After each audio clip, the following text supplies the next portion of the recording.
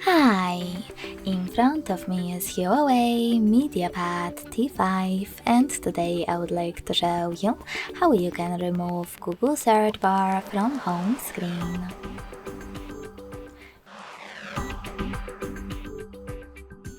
Begin by holding your search bar and waiting for remove area to show up. When it does, just drag your search bar on top of it. And when it turns red, let go.